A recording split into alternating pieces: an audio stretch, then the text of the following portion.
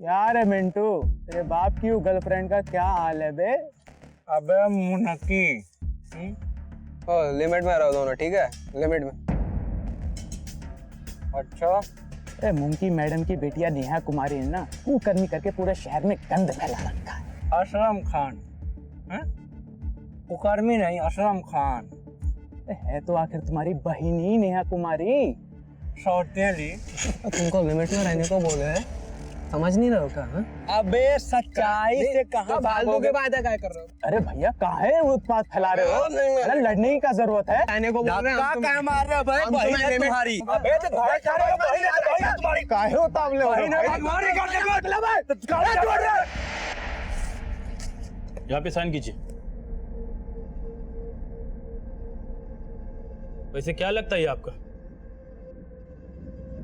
बेटा है मेरा। ए, इधर आ।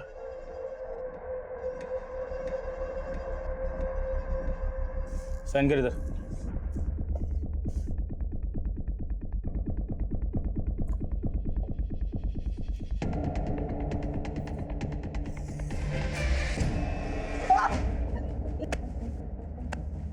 निकम में निकल ले, मारा पीटी करके क्रिमिनल बनना चाहता है तू? ये छोड़िए। अरे ये सब तुम्हारा भी जिम्मेदारी है, हमारा बस है। Already limit. हाँ, मम्मी को टच भी किए ना तो ना बाप रहेंगे ना हम बेटा। क्या बोला? इज्जत? हाँ, इज्जत, बड़ा इज्जत वाले हैं आप। अपनी बीवी को प्रताड़ित आप कर रहे हैं। शादीशुदा होकर, एक लड़के के बाप होकर बाहर गर्लफ्रेंड आप रखे और इज्जत हम बर्बाद कर रहे हैं। पता है आज थाने में किसके कारण बंद हुए? आपके कारण। पूरे शहर में डिस्कशन हो रहा है आपकी रखेल की बेटी नेहा कुमारी के बारे में। का की है? शकबाजी हो रहा है किसी असलम खान के साथ में। खान साहब से मोहब्बत चल रही है आपकी ये सौतेली बेटी। अब इज्जत कौन दोबारा है? या आपकी सौतेली बेटी या अपना बेटा? बात करते हैं। मिंटू आओ।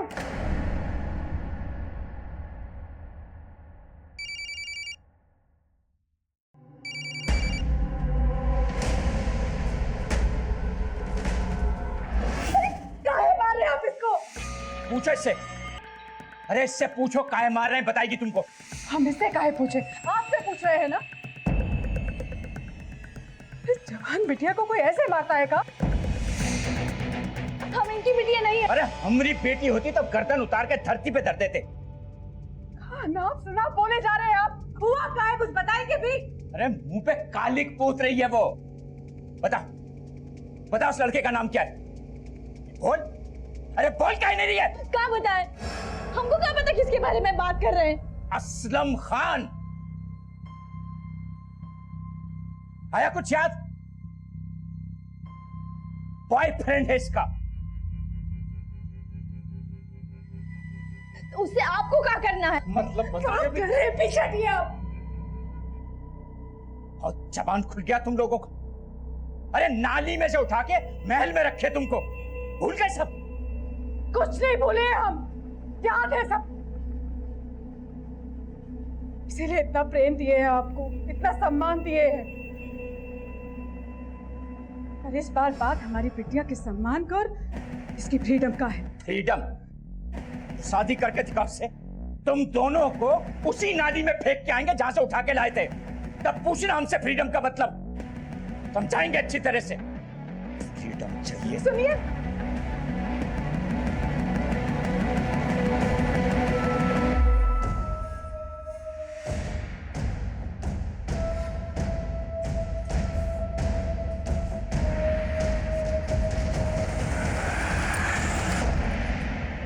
तो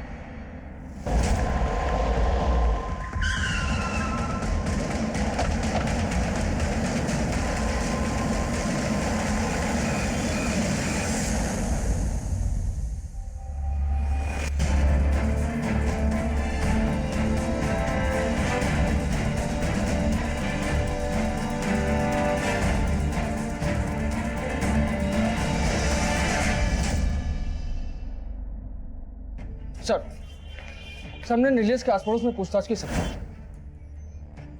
तो वहां हमें एक पड़ोसी से पता चला कि सर वो पिछले हफ्ते की बात है, महेश सारन है ना, उसका नीलेश भैया की फैमिली के साथ बहुत ही झगड़ा हुआ था। ये महेश शरण कौन है? सर वो राकेश भैया के पास वाले मकान में किराए से रहता है। झगड़े की वजह क्या थी? कहा बताएं साहब, एक दिन उसकी गाड़ी का शीशा टूट गया तो उसने नीलेश की पिटाई कर दी। बहुत ही झगड़ा हुआ था रजनी भाभी और महेश का। ये महेश कहाँ रहता है? यहीं पास में ही रहता है साहब। चलो दिखाओ। हाँ सर, उन्होंने बिना कोई वजह हमारे नीलू को मारा था। और सब हमने उसकी शिकायत उसके मकान मालिक से की। उसने कहा कि इस महीने के आखिरी तक उसे निकाल देगा। सर हम महेश शरण से पूछने गए थे, लेकिन उसके डेरा पर ताला लगा था। सर लगता है महेश शरण ही खुंदस में नीलेश को उठाया है और अब खुद ही गायब हो गया। आपसी रंजिश का मामला लगता है।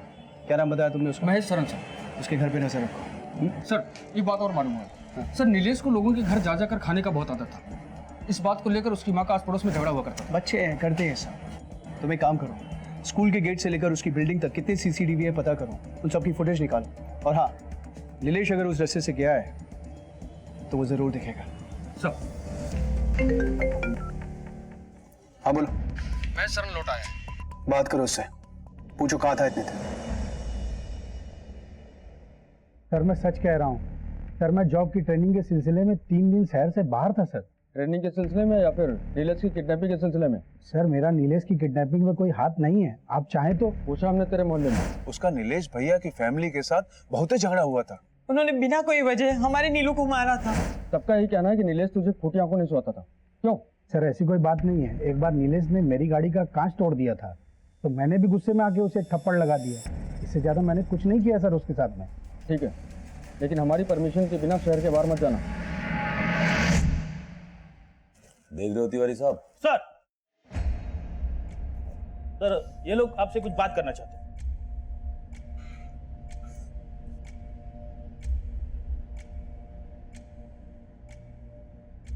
साहब हमारा नाम है विजय और ये हमारी बहन है दुर्गा। साहब हमारे बहनोई गोपाल मिश्रा और भांजा मिंटू 2 दिन से गायब है, कहीं पता नहीं चल रहा साहब। आखिरी बार आप लोग कब मिले थे उनसे? 3:30 बजे घर से निकले थे साहब, बहुत गुस्सा में थे।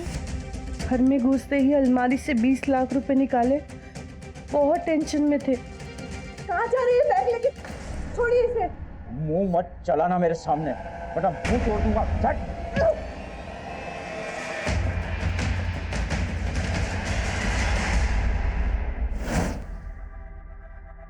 क्या काम करते हैं आप लोग?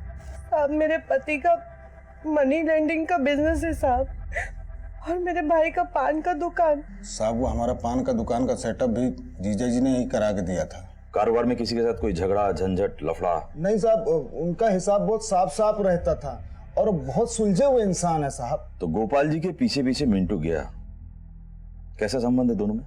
गलती मिंटू अगर नहीं है साहब, अब आप ऐसा काम करेगा तो फिर बताइए। कैसा काम? अरे बेटा के सामने माँ को मारेगा, दूसरी औरत से संबंध बनाएगा तो। किसके साथ संबंध है? अरे काहे नहीं बताइए किसके साथ संबंध है? साहब इसी बात पे दोनों का झगड़ा हुआ था साहब। मुनकी की बेटी नेहा असलम नाम के किसी लड़के के प्यार में पड़ गई थी साहब। जब ये बात मिंटुआ ने अपने बाप को बताने की कोशिश की तो बहुत मारा साहब उन्होंने चप्पल से। अच्छा, तो ये मुनकी आपके पति की दूसरी औरत थी? हैं? ऑफिस में रिसेप्शनिस्ट थी साहब वो तो। जवान औरत फंसा ली हमारे पति को, और इन्होंने तो ये भी कहा कि उससे शादी भी कर ली उन्होंने।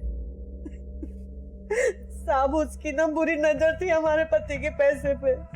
शायद जीजा जी इसीलिए उसको 20 लाख रुपए दिए होंगे। तो आपको शक है कहीं मुनकी ही गोपाल जी को? हाँ साहब, वो बुझा गए थे उसकी बुरी नीयत को। पता नहीं किस बात पे ब्लैकमेल कर रही थी उनको। फोन पे फोन आ रहे थे उनके मोबाइल पे। गोपाल जी का नंबर दीजिए। नंबर लो। 99 36 41 41। सारी डिटेल्स निकालो जल्दी। सर ठीक है, आप लोग सारी डिटेल्स लिखवाइए, जानकारी मिलते ही इत्तला करते हैं।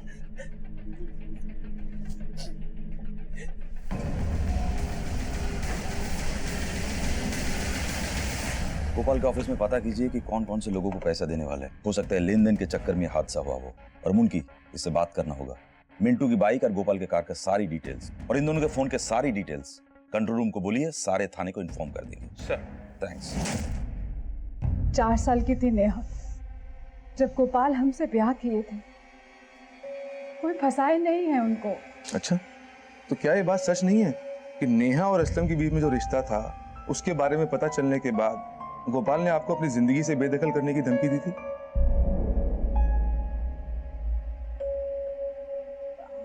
हाँ दी थी, पर हम मना लिए थे उन्हें। कमाल कर दिया आपने, एक तीर से 2 निशाने लगा दिए। आपके हाथ में जायदाद भी लग गई और असलम के प्यार का रास्ता भी साफ हो गया। देखिए, हम ऐसा कुछ नहीं किए हैं और पैसे का लालच हमको नहीं, उस मिंटू को है जिसके बाप ने उसको जायदाद से बेदखल कर दिया है। दुर्गा की मेहरबानियों से जिंदा है वो नशेड़ी। वैसे आप दोनों गोपाल से आखिरी बार कब मिले थे? जी वो जब हम दोनों को मारने की धमकी दिए थे, बस उसी दिन आखिरी बार देखे थे उन्हें।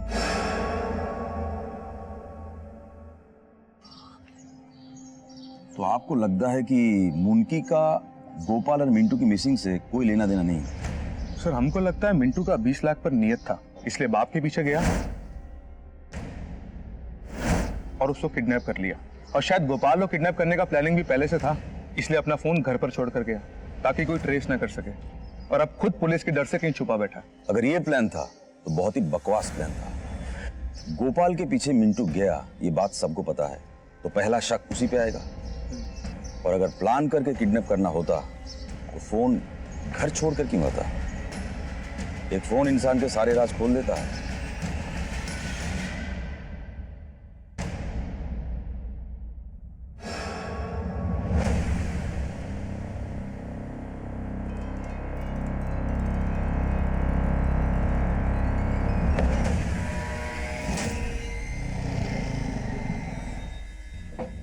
सर, गोपाल मिश्रा के कॉल रिकॉर्ड्स आ गए।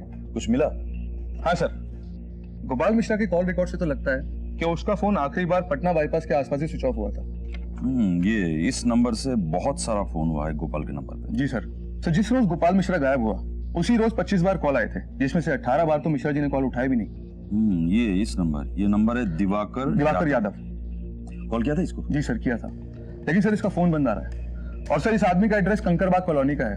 बाकी की डिटेल्स पता कर रहे हैं। जल्दी पता करो, मुझे लगता है इस आदमी का पूरा इन्वॉल्वमेंट है इस काम में। जी सर।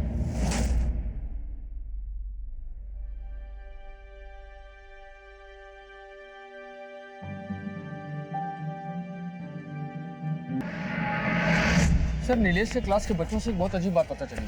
सर, नीलेश क्लास में अक्सर महंगी चीजें लाया करता है। जैसे महंगी वॉच, टैबलेट।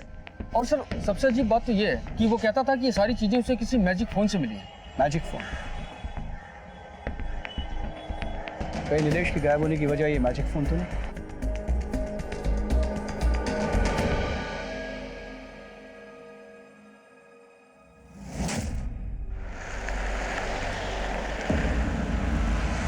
क्या हुआ सर?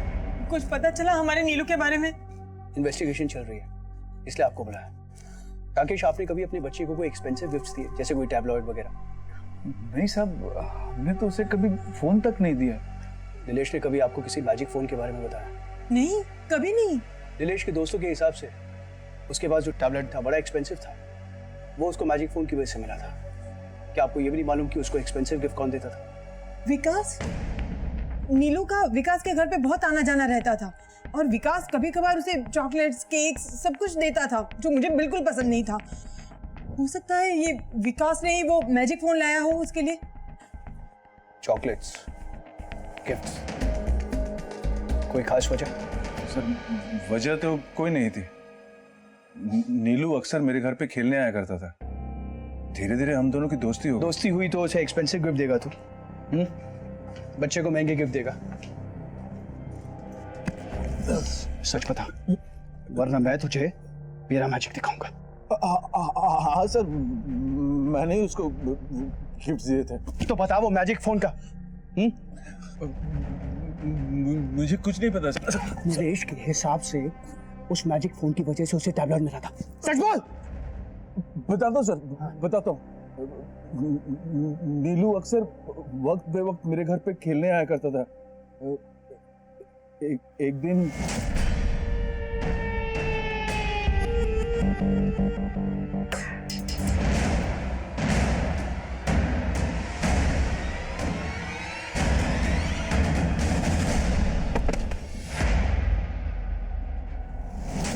क्या कर रहा था तू? हाँ, सच्ची बोल। रुक। पिछली बार जब तुझसे पूछा था तो सच क्यों नहीं बोला तू? बोल। सर, मैंने नीलू को डरा धमकाकर फोन लेने की बहुत कोशिश की, लेकिन बच्चे को डराएगा तू?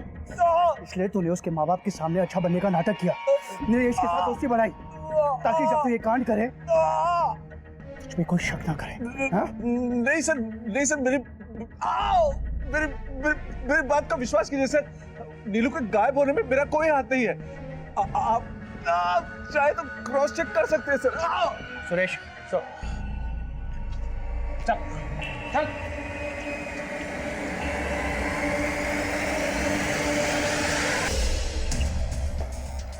सर, इस विकास के खिलाफ भी कोई सबूत नहीं मिला। कहीं ऐसा तो नहीं कि हम गलत डायरेक्शन में इन्वेस्टिगेट कर रहे हैं? कई क्राइम्स में ऐसा हुआ है कि बच्चों के साथ क्राइम बच्चों ने किया है। नीलेश एक होनहार लड़का है, एक अच्छा एथलीट है। तुम उसके स्कूल में जाके पता करो कि कोई बच्चा उसका दुश्मन तो नहीं था। सर, मैजिक फोन की बात सामने आते ही हमें लगा कि इस बार क्रिमिनल पकड़ा जाएगा और राकेश और रजनी को उनका खोया हुआ बेटा वापस मिल जाएगा। लेकिन विकास के साथ कड़े इंटरोगेशन के बाद भी हमें कोई भी पुख्ता सबूत नहीं मिला और हमारी इन्वेस्टिगेशन वहीं लौट गई जहां से हमने शुरू की थी। हमने फिर से पूछताछ शुरू की और इस बार शक के घेरे में थे राकेश और रजनी, नीलेश के पेरेंट्स। हमने उनकी कंप्लीट हिस्ट्री मंगाई, लेकिन सब कुछ जानने के बाद भी कोई ऐसा पॉसिबल पहलू सामने नहीं आया जो नीलेश के गायब होने में पॉसिबल मोटिव हो। रजनी का नीलेश के लिए पॉजेसिव व्यवहार एक पहलू बन सकता था, लेकिन वो इतना बड़ा भी नहीं था कि एक मां पर शक किया जा सके। इस केस में क्राइम का मोटिव मिलना मुश्किल हो रहा था, इसलिए हमने हर पहलू पर दोबारा काम करना शुरू कर दिया।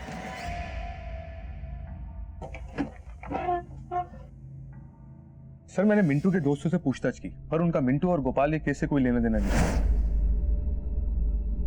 और हाँ सर, वो असलम का बैकग्राउंड भी चेक किया, उसका भी मिंटू और गोपाल के केस से कोई लेना देना नहीं है। पर सर, जब मैंने गोपाल के ऑफिस में छानबीन की तो उसका पता चला कि गोपाल का पैसे लेने देने का बिजनेस था, जिसमें गोपाल को पैसे लेने से ज्यादा पैसे देने थे। माने? मतलब ये कि सर, गोपाल पर काफी सारे लोगों का कर्जा था। मनी लेंडर कर्ज क्यों लेगा? वही तो सर, लगता है कि उसका कुछ और भी बिजनेस है। फिर तो गोपाल के गायब होने में किसी देनदार का भी हाथ हो सकता है। अच्छा, गोपाल के क्रेडिटर लोगों का लिस्ट मिला?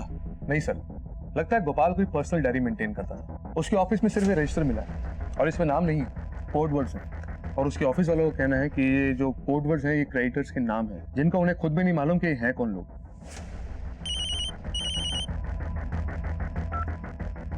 हेलो सर, दिवाकर को मैंने अभी पटना सिटी के एक लॉज से पकड़ा है। वही दिवाकर जो लगातार गोपाल को फोन कर रहा था। ले आओ उसको।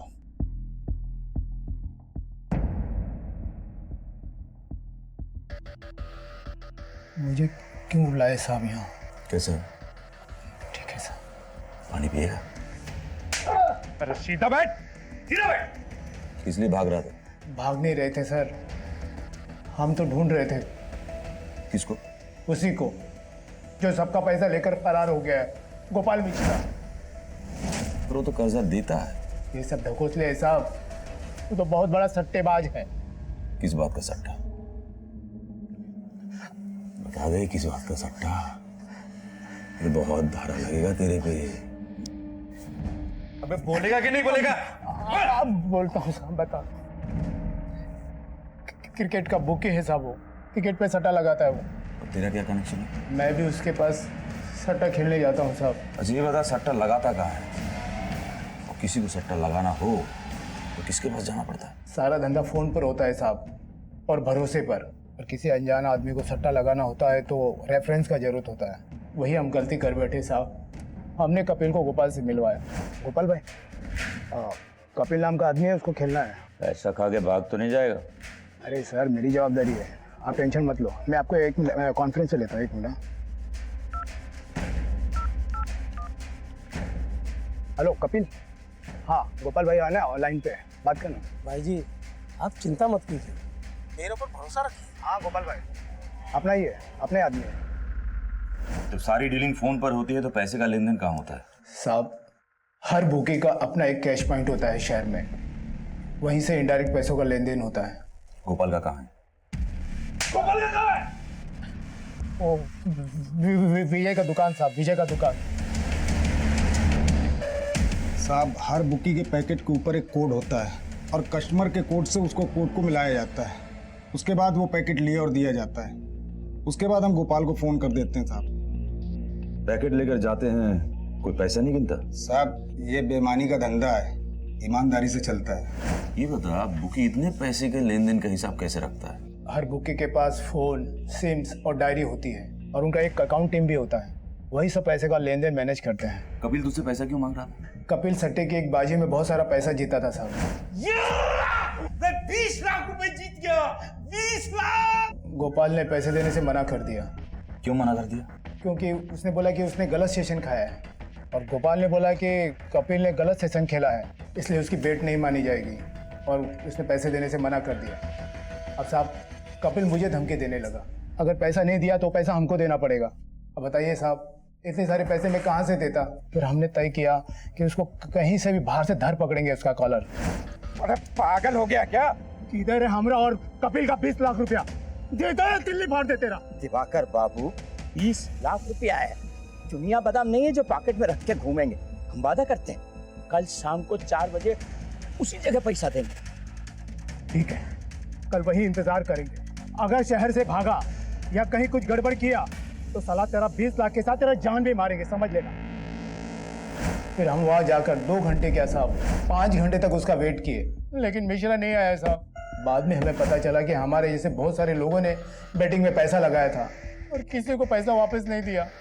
बताइए साहब 20 लाख रुपए हम कहाँ से लाते? कपिल तो हमारे जान मार देगा।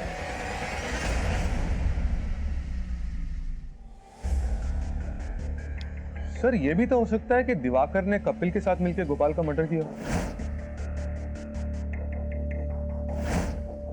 मिलकर क्यों?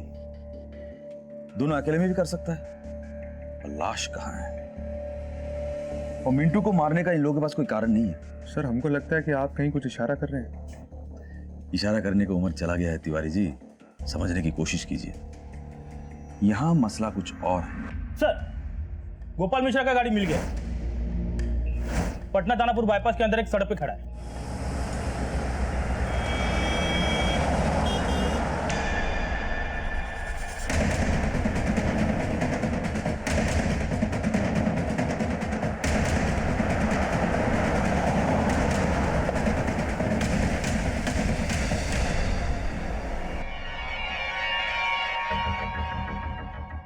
इन ब्लड सैंपल का डीएनए रिपोर्ट्स निकलवाइए जल्दी। जी सर। सर पर एक बात मुझे समझ में नहीं आई, यह पटना से इतनी दूर बाईपास से 3 किलोमीटर अंदर गोपाल मिश्रा क्या करने आया होगा? या तो किसी ने लाया होगा या फिर किसी ने बुलाया होगा। आपके कहने का मतलब है कि अपहरण? मतलब गोपाल मिश्रा को उसी की गाड़ी में किसी ने किडनैप किया, यहाँ लेकर आया और उसका मर्डर कर दिया। पर इसमें एक पेच है। क्या सर? बॉडी मारा तो बॉडी किधर है? कोई अपने साथ बॉडी लेके क्यों जाएगा? सर पर यह भी तो हो सकता है कि गोपाल मिश्रा का एक्सीडेंट हो गया हो और उसे कोई नजदीकी अस्पताल में लेके गया हो। यह भी तो हो सकता है कि गोपाल मिश्रा खुद किसी को मार के यहां से भाग गया हो। इस कार में किसके साथ क्या हुआ है वो ब्लड सैंपल का डीएनए रिपोर्ट्स आने के बाद ही पता चलेगा। गलती है राकेश, हम दोनों की गलती है। हमारे बुरे कर्मों की वजह से आज हमें हमारे नीलू के बारे में कुछ पता नहीं चल रहा है। पता नहीं वो कहाँ होगा। अगर हम उस दिन माँ बेटी को लेकर हॉस्पिटल गए होते ना तो ऐसा नहीं होता। सांसें चल रही हैं, हम इसे हॉस्पिटल लेके जा सकते हैं। अरे तो नीलू को और उस एक्सीडेंट को क्यों जोड़ रही हो? उनका रिलेशन क्या है? किस बात के लिए जोड़ रही हो? वो दोनों चीजें आपस में जुड़ी हुई है, तुम समझ नहीं रहे हो। राकेश मुझे लगता है कि हमें जाकर उस माँ बेटी को मिलना चाहिए। तुम चलो ना प्लीज, हम उनको मिल के आते हैं। रजनी कहाँ ढूंढेंगे हम उन्हें? और अगर वो मिल भी गए ना तो एक नई मुसीबत खड़ी हो जाएगी, मैं बोल रहा हूँ। तुम्हें नहीं आना है तो मत आओ, पर मैं उन लोगों को ढूंढ के रहूंगी। अरे रजनी, बात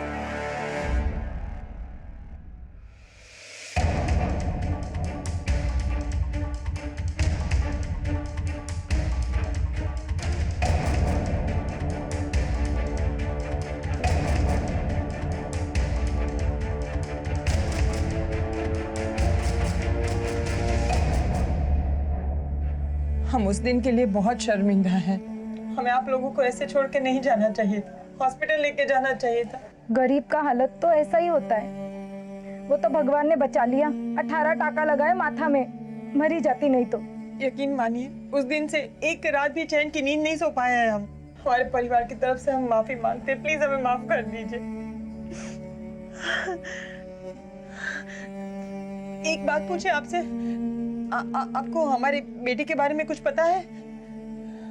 बेटा? कौन बेटा? हमारा बेटा नीलू। जिस दिन ये एक्सीडेंट हुआ उसके अगले ही दिन से वो लापता है, अभी तक नहीं मिल रहा है। कुछ पता है तो प्लीज बताइए ना।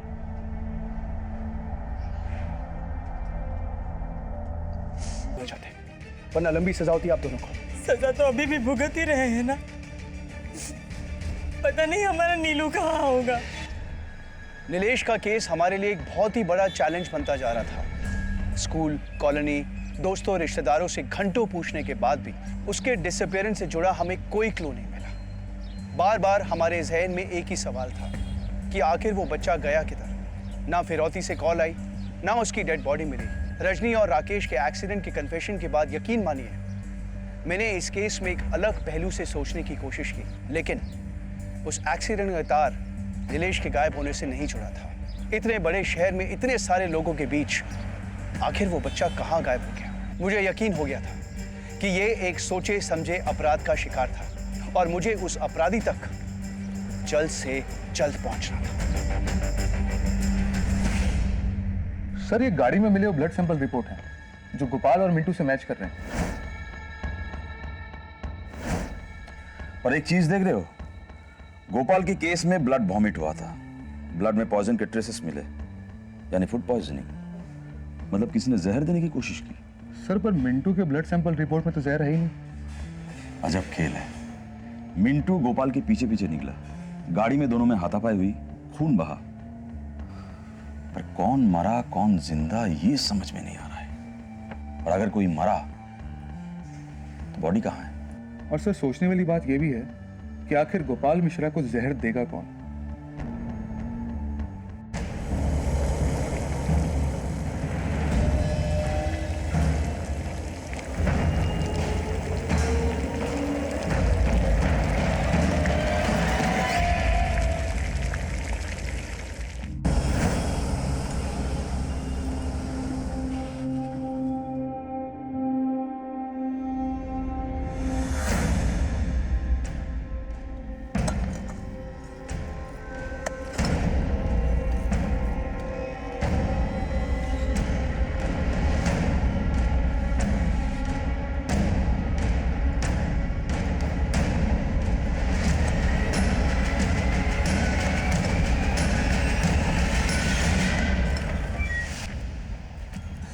साहब, हमारा वो पड़ोसी हामिद अपने बेटा को मारकर कब्रिस्तान में गाड़ दिया है पीछे। किधर? शेखपुरा में साहब।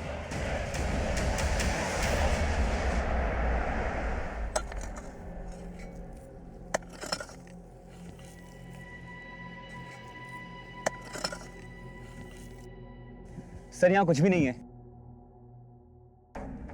काय बॉडी बोल।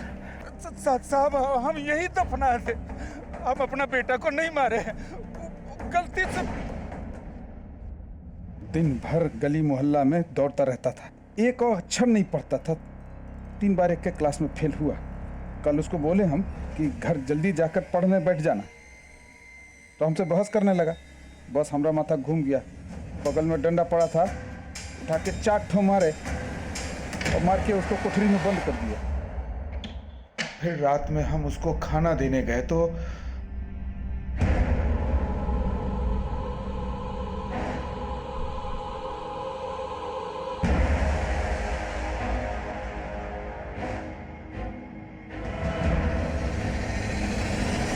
बेपहिया जानवर कोई अपने बच्चे को ऐसे मारता है? हाँ? तू जानता है ना, बच्चों को मारना कानूनी जुर्म होता है। कहाँ बॉडी? बोल। अब यही दफनाए थे साहब, पता नहीं कौन खोद के ले गया। ले जाओ साहब। साहब, हम रोज रात 10 बजे तक यहाँ पहरा देते हैं साहब। यहीं बगल में हमारा डेरा है साहब। हमको कुछ नहीं मालूम साहब। सच बोल रहा तू? हाँ साहब, सच बोल रहे साहब। हाँ साहब। सुरेश, इसका स्टेटमेंट लो और यहाँ जितने भी लोग आते जाते हैं उनकी भी डिटेल्स निकालो और छानबीन करो। सर, कबर खोद कर बॉडी चुराने का क्या मतलब हो सकता है? किसी को बच्चे की लाश चाहिए होगी और क्या। लेकिन सर, नीलेश भी तो गायब है।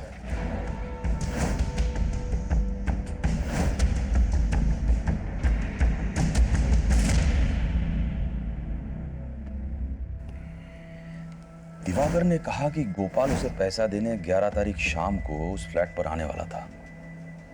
सर, लेकिन दुर्गा ने तो बोला था कि वो 3:30 बजे ही 20 लाख रुपए लेकर घर से निकल गया था। और गोपाल के घर से यहाँ तक की दूरी लगभग 7 किलोमीटर है। मगर वो 3:30 बजे घर से निकला तो लगभग 3:50 तक यहाँ तक पहुँच जाना चाहिए था। पर सर, गोपाल तो फ्लैट पे पहुंचा ही नहीं। गोपाल मिश्रा को जहर या तो मिंटू ने दिया होगा या कोई और। सर, अभी दूसरे थाने से फोन आया था। गोपाल जिसका पैसा खा गया था, वो कपिल, उसने सुसाइड कर लिया। क्या?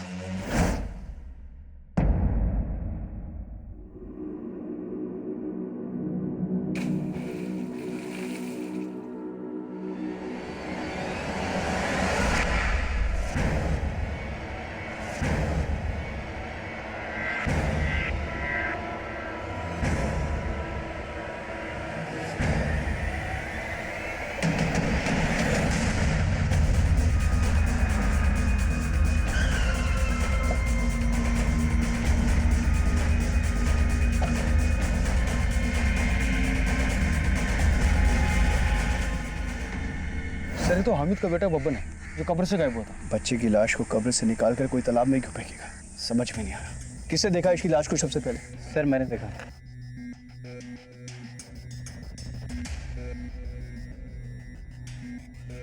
एक काम करो, जल्दी से बॉडी का पोस्टमार्टम करो। आसपास के सारे इलाके छान मारो और हाँ, कोई भी संदिग्ध आदमी देखे उठा लो उसे। इन सब की स्टेटमेंट ले लो, खासकर इसकी। नीलेश के केस को सॉल्व करने के दौरान हमारे सामने एक और अजीब सा केस आया। एक 12 साल के बच्चे की लाश कब्र से गायब हो गई और अगले ही दिन वो एक नजदीकी तालाब में मिली। भला कोई बच्चे की लाश को कब्र से निकालकर तालाब में क्यों फेंकेगा? यह हमारे लिए एक सवाल बहुत ही उलझाने वाला था। या तो एक बहुत बड़ा अपराध था, एक महज सनक, या बदला लेने का एक घिनौना तरीका। नीलेश के गायब होने के बाद उसी के हम उम्र बब्बन की लाश का गायब होना, हम दोनों केसेस में एक लिंक को ढूंढने की कोशिश कर रहे थे। और इससे पहले हमारी इन्वेस्टिगेशन एक डायरेक्शन में पहुंचती, हमारे सामने एक और घिनौना केस आया जिसके बारे में हमने सोचा भी नहीं था।